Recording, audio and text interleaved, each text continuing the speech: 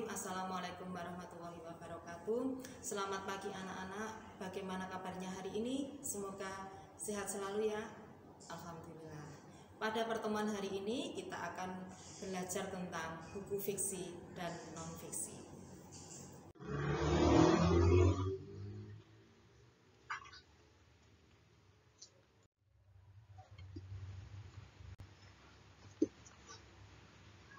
Anak-anak, pengertian dari buku fiksi, buku yang berisi cerita dan sifatnya imajinatif. Kalau buku non-fiksi, buku yang berisi kejadian sebenarnya dan bersifat informatif.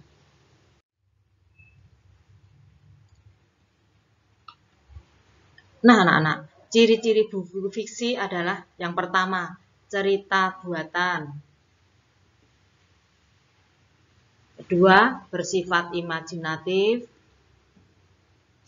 Yang ketiga, bahasanya kiasan. Nah, kalau ciri-ciri buku non-fiksi,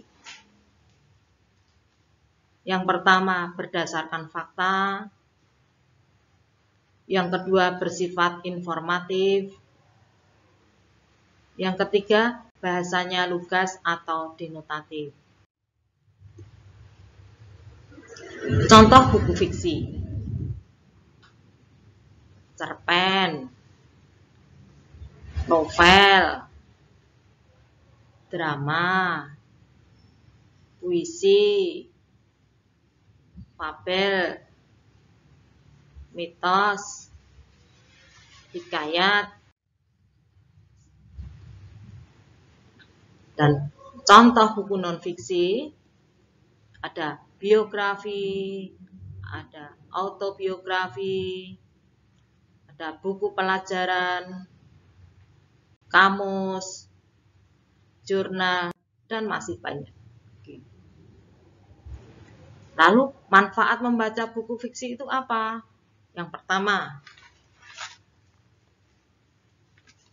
mencegah depresi dan mengurangi stres. Karena sifat dasar dari sebuah karya sastra adalah menghibur.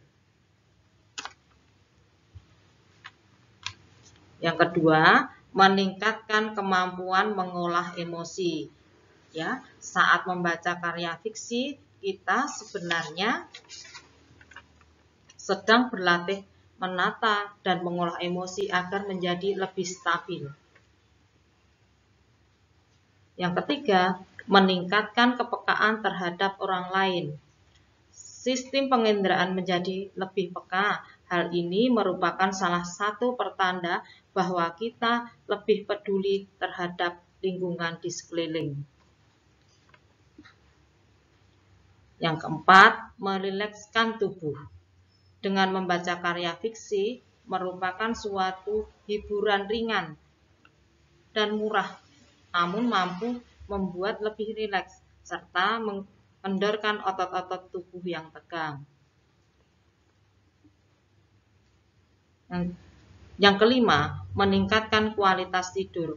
Karya fiksi bisa membantu tubuh dan pikiran kita lebih rileks sehingga memudahkan kita untuk cepat terlelap dalam tidur nyenyak dan nyaman.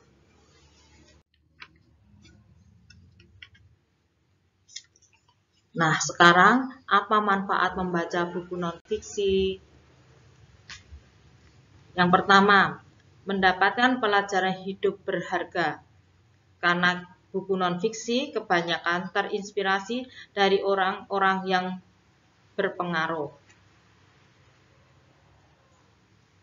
Yang kedua, konsentrasi meningkat. Dengan membaca membutuhkan konsentrasi dan dengan memiliki kebiasaan tersebut membuat Anda semakin mudah untuk fokus dan lebih produktif.